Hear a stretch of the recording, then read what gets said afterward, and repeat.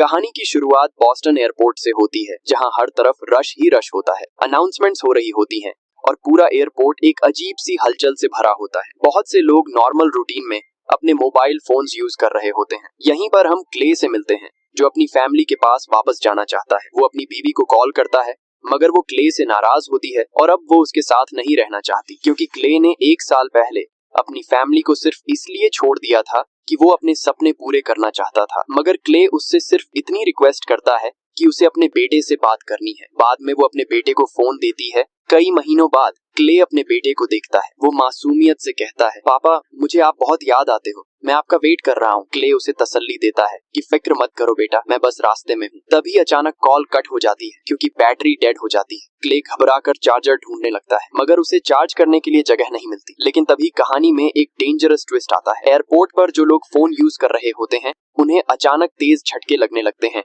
और उनकी बॉडी तेजी से वाइब्रेट होने लगती है। उन लोगों को मोबाइल पर अजीब सी आवाज सुनाई दे रही होती है, जिसे वो बर्दाश्त नहीं कर पाते। उनके मुंह से अजीब सा लिक्विड भी निकल रहा होता है और धीरे धीरे वो लोग किसी और चीज में बदलने लगते हैं, जैसे वो इंसान नहीं रहे। क्ले ये सब देख रहा होता है, मगर उसे कुछ भी समझ नहीं आता। जो लोग बाथरूम में होते हैं वो नंगे भागने लगते हैं। कुछ ही सेकंड्स में वो लोग खतरनाक हो जाते हैं और ज़ॉम्बीज में बदल जाते हैं। वो ज़ॉम्बीज आसपास के लोगों पर बेरहमी से हमला कर देते हैं। क्ले हिम्मत करता है और वहां पर कुछ लोगों को बचाने की कोशिश करता है। इसी बीच एक लड़की पुलिस को कॉल करने की कोशिश करती है, मगर कॉल करते ही वो भी इन्फेक्टेड हो जाती है और अपना सर दीवार पर इतनी जोर से मारना शुरू कर देती है कि उसका चेहरा बिल्कुल तबाह हो जाता है। सीन इतना हॉरिफाइंग होता है कि क्ले का रंग उड़ जाता है और वो बुरी तरह डर जाता है। वहाँ एक शेफ भी इन्फेक्टेड हो चुका होता है। वो भी क्ले पर चाकू लेकर हमला कर देता है। क्ले अपना बैग शील्ड की तरह इस्तेमाल करता है और किसी तरह खुद को बचा लेता है। तभी पुलिस टाइम पर आ जाती है और उस शेफ को गोली मार देती है। क्ले इन पुलिस ऑफिसर्स को वार्न करता है कि मोबाइल इस्तेमाल मत करना, वरना तुम भी इन्फेक्टेड हो जाओगे। क्ले समझ जाता है कि अकेले रहने का मतलब मौत को बुलाना है, इसलिए वो पुलिस के पीछे जाने लगता है ताकि सेफ रह सके। वो एयरपोर्ट के 2nd फ्लोर पर जाता है, लेकिन वहाँ भी वही हाल होता है और ज़ॉम्बीज हर जगह फैल चुके होते हैं। क्ले बहुत ज्यादा डर चुका होता है, इसलिए वो भागकर कुर्सियों के दरमियान लेट जाता है और जिंदा रहने की कोशिश करता है। तब उसे सिर्फ इन्फेक्टेड लोगों की आवाजें आ रही होती हैं। तभी अचानक 2 प्लेन्स आसमान में टकरा जाते हैं और सीधा एयरपोर्ट की तरफ आने लगते हैं। ये देखकर क्ले फुल स्पीड से मेट्रो स्टेशन की तरफ भागने लगता है ताकि एक्सप्लोजन से बच सके, लेकिन ज़ॉम्बीज उसका पीछा नहीं छोड़ते। वो मेट्रो स्टेशन तक पहुंच जाता है, मगर हैरानी की बात ये होती है कि ज़ॉम्बीज स्टेशन के अंदर आते ही अचानक पैरालाइज्ड हो जाते हैं, जैसे किसी ने उनका कंट्रोल बंद कर दिया हो। क्ले इस मौके का फायदा उठाता है और फौरन वहां से निकलने की कोशिश करता है। तभी वहां मेट्रो वर्कर्स आ जाते हैं और क्ले को मेट्रो के अंदर ले जाते हैं। मेट्रो के अंदर कुछ लोग अभी तक सेफ होते हैं। क्ले फौरन सबको वार्न करता है कि हमें यहाँ से निकलना होगा, वरना ज़ॉम्बीज हम पर हमला कर सकते हैं। वहाँ पर एक आदमी टॉम इन्हें बताता है कि मेट्रो की इलेक्ट्रिसिटी बंद हो चुकी है और अब मेट्रो चल ही नहीं सकती। उनके पास सिर्फ एक ही ऑप्शन होता है कि वो पैदल चलकर मेट्रो के टनल से होकर बाहर निकल जाए। क्ले तो टॉम का साथ देने के लिए मान जाता है, लेकिन ज्यादातर लोग डर के मारे मना कर देते हैं और कहते हैं कि वो यहीं रुकेंगे जब तक सिचुएशन नॉर्मल नहीं हो जाती। टॉम इन्हें समझाता है कि यह जगह ज्यादा देर तक सेफ नहीं रहेगी, तब भी कोई टॉम की बात नहीं मानता। मगर डीजे नाम का लड़का उनका साथ देने के लिए तैयार हो जाता है। अब क्ले, टॉम और डीजे तीनों मिलकर टनल के अंदर चल पड़ते हैं। टनल के अंदर सिर्फ अंधेरा और खामोशी होती है। कुछ देर बाद उन्हें एग्जिट का रास्ता नजर आता है, लेकिन वहाँ पहुंचकर वो देखते हैं कि कुछ लोग पहले से वहाँ खड़े होते हैं। उन्हें समझ नहीं आ रहा होता कि वो लोग इन्फेक्टेड हैं या उनकी तरह नॉर्मल हैं। डीजे हिम्मत करता है और चेक करने के लिए आगे जाने लगता है। क्ले और टॉम दूर खड़े उसे देख रहे होते हैं। तब अचानक एक ज़ॉम्बी कहीं से निकलता है और एक्स से सीधा डीजे पर हमला करता है और उसे वहीं पर बेरहमी से मार देता है। तब क्ले और टॉम वहां आ जाते हैं और उस ज़ॉम्बी को क्ले मार देता है।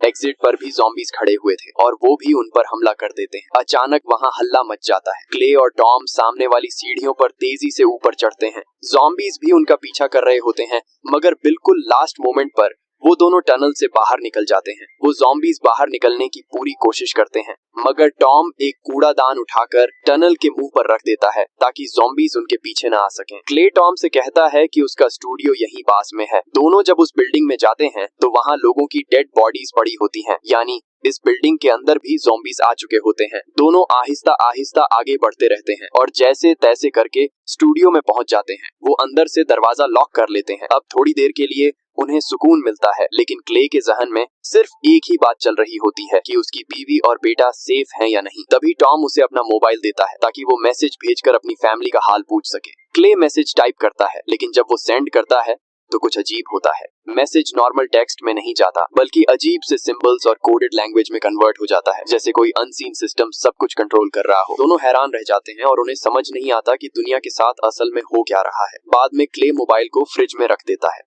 वो पूरा दिन स्टूडियो में छुपे रहते हैं और प्लान बनाते हैं कि इन हालात में कैसे सरवाइव करना है। तभी दरवाजे पर जोर जोर से नॉक होती है। आवाज सुनते ही क्ले अलर्ट हो जाता है और बेसबॉल बैट उठा लेता है। वो धीरे से दरवाजे के पास जाता है और जब खोलता है तो वहाँ एक लड़की खड़ी होती है जिसका नाम एलिस होता है। उसके हाथ में चाकू होता है और वो डर के मारे कांप रही होती है। एलिस इन्हें बताती है कि उसने अपनी मदर को मार दिया है क्योंकि वो भी ज़ॉम्बी बन गई थी। क्ले उसे आराम से समझाता है कि तुम यहाँ सेफ हो। क्ले उससे चाकू ले लेता है और कहता है कि फ्रेश हो जाओ, कल सुबह हम यहाँ से निकल जाएंगे। बाद में क्ले और टॉम बैठकर बात करते हैं। क्ले कहता है कि उसे महसूस हो रहा है कि उसकी बीवी और बेटा अभी भी जिंदा है और वो हर हाल में उनके पास जाना चाहता है। टॉम जवाब देता है कि मैं तुम्हारे साथ हूँ, जो भी होगा हम साथ में फेस करेंगे। एलिस भी वहाँ आ जाती है और कहती है कि वो अकेली नहीं रह सकती, इसलिए वो भी उनके साथ चलने का फैसला करती है। इसलिए वो डिसाइड करते हैं कि वो क्ले के घर की तरफ जाएंगे। तभी उनके मोबाइल पर अजीब से नंबर से कॉल आती है। वो दोनों समझ जाते हैं कि यह कॉल खतरे से खाली नहीं है,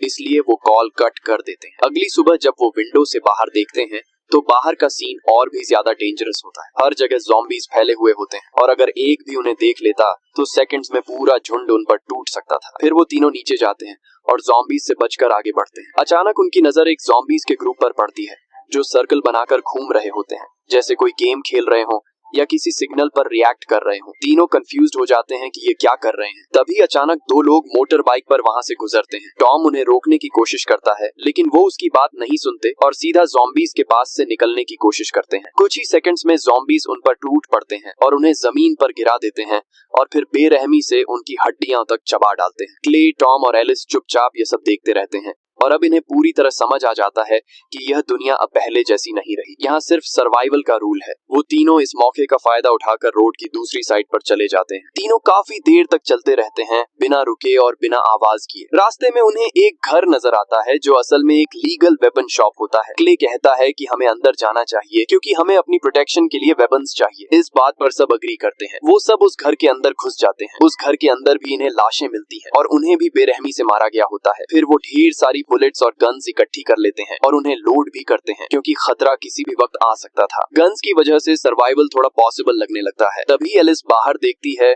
तो उसकी नजर एक लड़के पर पड़ती है जो अकेला झूले पर बैठा होता है। इन्हें लगता है कि यह ज़ॉम्बी नहीं हो सकता क्योंकि ज़ॉम्बीज झूले पर नहीं बैठते। वो उसके पास आहिस्ता आहिस्ता जाते हैं, लेकिन अचानक ट्विस्ट आ जाता है। वो लड़का असल में इन्फेक्टेड ज़ॉम्बी होता है। वो अचानक उन पर हमला करने लगता है, मगर क्ले उसे एक ही शॉट में खत्म कर देता है। लेकिन असल खतरा तो अब शुरू होने वाला था। गोली की आवाज पूरे एरिया में गूंज जाती है और आसपास के सारे ज़ॉम्बीज उनकी तरफ अट्रैक्ट हो जाते हैं। ज़ॉम्बीज को देखकर तीनों भागने लगते हैं, मगर अब ज़ॉम्बीज की तादाद लगातार बढ़ रही होती है। चारों तरफ से ज़ॉम्बीज निकलकर उनका पीछा करते हैं और सिचुएशन कंट्रोल से बाहर हो जाती है। वो काफी देर तक भागते रहते हैं और आखिर एक दरिया के पास पहुंच जाते हैं। वो उन पर गोलियां भी चलाते हैं, मगर एक एक करके ज़ॉम्बीज को मारना इम्पॉसिबल था क्योंकि ज़ॉम्बीज तादाद में बहुत ज्यादा होते हैं। अब उनके आगे पानी होता है और पीछे ज़ॉम्बीज। यहाँ से निकलने का कोई रास्ता नहीं होता। कुछ ही सेकंड्स में ज़ॉम्बीज वहाँ पहुंच जाते हैं, लेकिन उन्हें वो तीनों कहीं नजर नहीं आते। असल में वो तीनों एक पुरानी बोट के नीचे छुप जाते हैं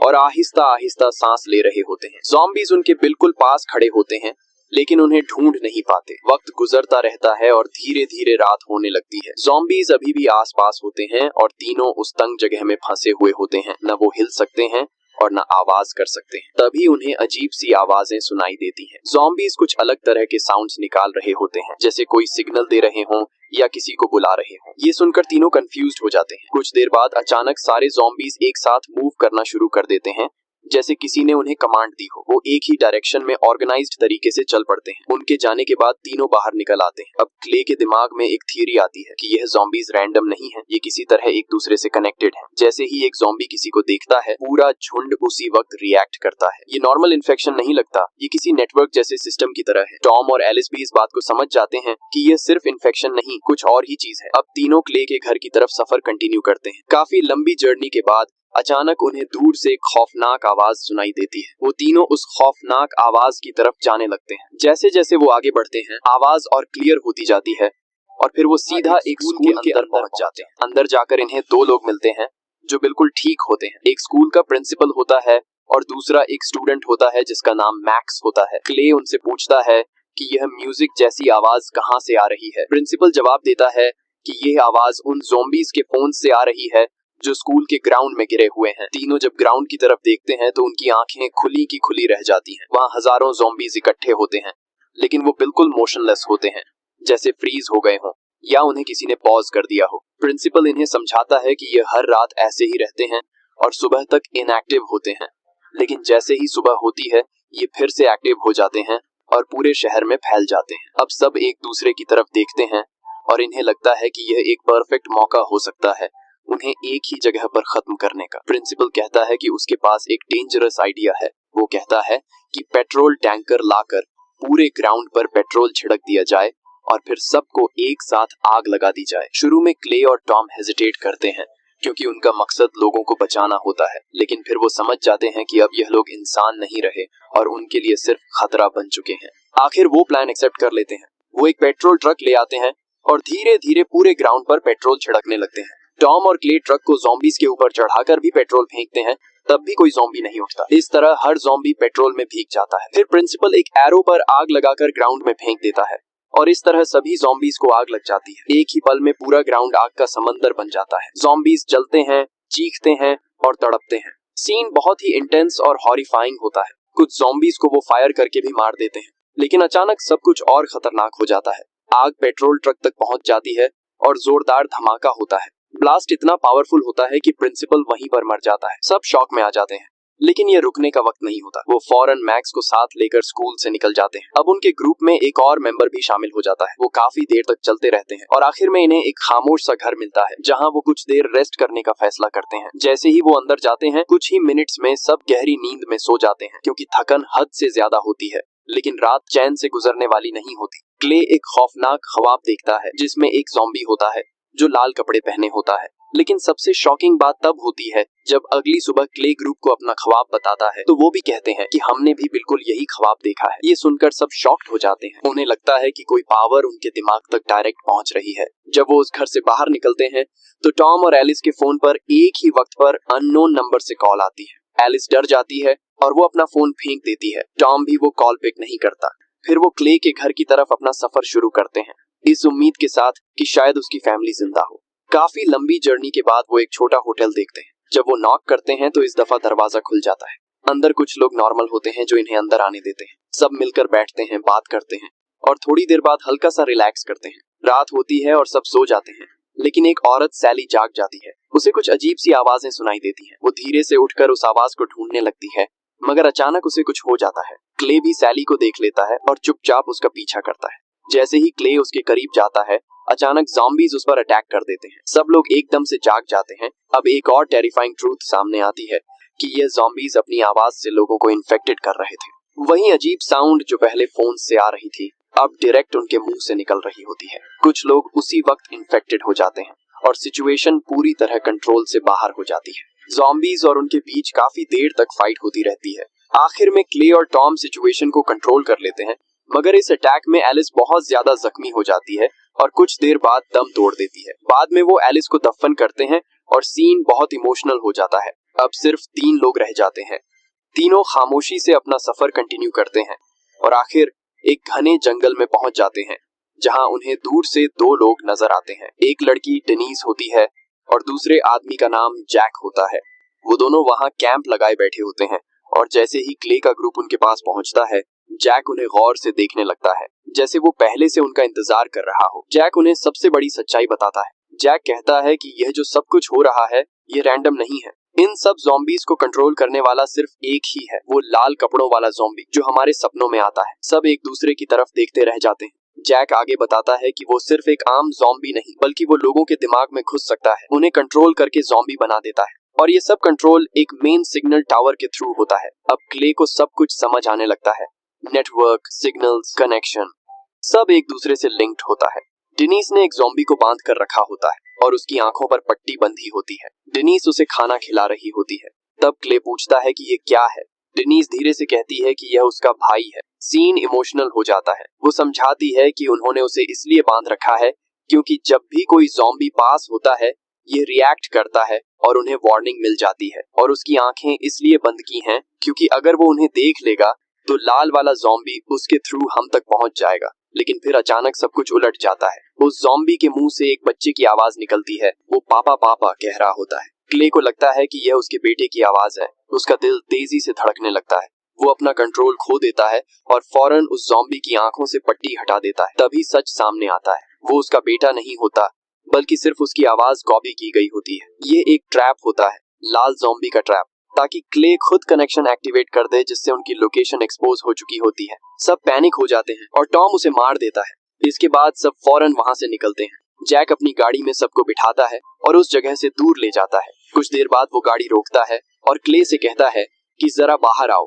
मुझे तुमसे बात करनी है। क्ले बाहर आ जाता है। जैक उसकी आंखों में देखकर कहता है कि पिछले 3 दिन से वो लाल ज़ॉम्बी मेरे दिमाग में घुसने की कोशिश कर रहा है ताकि वो मुझे कंट्रोल कर सके और मुझे भी ज़ॉम्बी बना दे। क्ले सीरियस हो जाता है। जैक धीरे से कहता है कि शायद वो ज्यादा देर तक नहीं बच पाएगा क्योंकि वो चेंज हो रहा है। फिर वो अपना फोन निकाल कर क्ले को देता है और कहता है कि तुम ही हो जो अभी भी इस सब को रोक सकते हो। इस फोन में एक नंबर सेव है। जब तुम मेन सिग्नल टावर तक पहुंच जाओ उस नंबर पर तुम कॉल करना। जैसे ही कॉल कनेक्ट होगी टावर ब्लास्ट हो जाएगा और शायद ये पूरा नेटवर्क खत्म हो जाए। क्ले शॉक में होता है। जैक कहता है कि तुम यहाँ से जल्दी जाओ क्योंकि वो अपने आप को खत्म करने वाला होता है इससे पहले कि वो भी ज़ॉम्बी बन जाए। कुछ देर बाद जैक खुद को खत्म कर देता है। फिर क्ले चुपचाप गाड़ी लेता है और अपने घर की तरफ निकल पड़ता है। क्ले के दिल में सिर्फ अपनी फैमिली के पास जाने की उम्मीद होती है। कुछ देर बाद वो घर पहुंच जाता है। वो दरवाजा खोलता है और अंदर जाता है लेकिन घर बिल्कुल खाली होता है। वहाँ सिर्फ खामोशी होती है। क्ले टूट जाता है। उसे लगता है कि अब उसके पास खोने को कुछ नहीं बचा। लेकिन तभी उसकी नजर एक मैसेज पर पड़ती है जो उसके बेटे ने लिखा होता है। उसमें लिखा होता है, मामा ज़ॉम्बी बन गई है, मैं भी जा रहा हूँ। ये देखकर क्ले का दिल डूब जाता है। वो घर से निकलने ही वाला होता है कि अचानक उसे ऊपर वाले फ्लोर से एक हल्की सी आवाज सुनाई देती है। ये सुनकर क्ले रुक जाता है। क्ले धीरे धीरे सीढ़ियां चढ़कर ऊपर जाता है। उसका दिल जोर जोर से धड़क रहा होता है। वो कोशिश करता है समझने की कि ये आवाज कहाँ से आ रही है।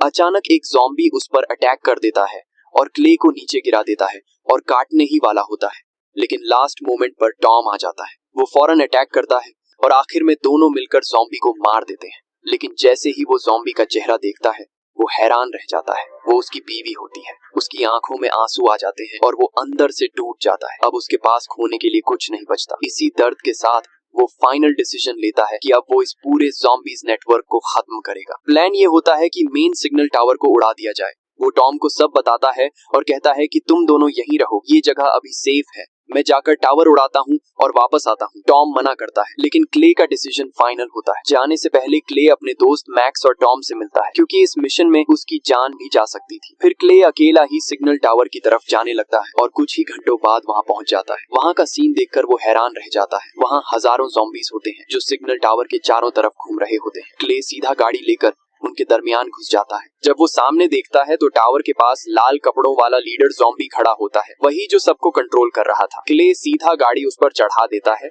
और वो ज़ॉम्बी दूर जाकर गिर जाता है। क्ले गाड़ी से उतर आता है मगर वो ज़ॉम्बी अभी भी जिंदा होता है। तब क्ले उस पर गोलियों की बौछार कर देता है। तभी क्ले को एक आवाज सुनाई देती है, पापा। वो रुक जाता है। वो अपने बेटे को ढूंढने लगता है लेकिन अब वो समझदारी से काम लेता है। उसे लगता है कि यह फिर से एक ट्रैप हो सकता है। उसका दिल डर रहा होता है कि शायद उसका बेटा भी ज़ॉम्बी बन चुका हो। लेकिन फिर अंधेरे से एक छोटा बच्चा सामने आता है जो उसका बेटा होता है। क्ले को अपनी आंखों पर यकीन नहीं होता और वो फौरन उसे गले लगा लेता है। लेकिन कहानी यहाँ खत्म नहीं होती। लाल ज़ॉम्बी दोबारा उठ जाता है और एक अजीब सी आवाज निकालता है, एक फ्रीक्वेंसी भेजता है और वहाँ मौजूद सारे ज़ॉम्बीज वही आवाज रिपीट करते हैं। सबसे शॉकिंग बात ये होती है कि क्ले का बेटा भी वही आवाज निकालता है जैसे वो भी इस नेटवर्क का हिस्सा हो और सब मिलकर क्ले को ज़ॉम्बी बनाने की कोशिश कर रहे हों। क्ले को फील होने लगता है कि वो भी कुछ देर में ज़ॉम्बी बन जाएगा, इसलिए वो टाइम वेस्ट किए बगैर अपने बेटे को जोर से पकड़ता है और जैक के दिए हुए फोन से कॉल कर देता है। कुछ सेकंड्स का साइलेंस होता है, फिर एक जोरदार एक्सप्लोजन होता है। सिग्नल टावर उड़ जाता है। टावर के गिरते ही सारे ज़ॉम्बीज भी गिर जाते हैं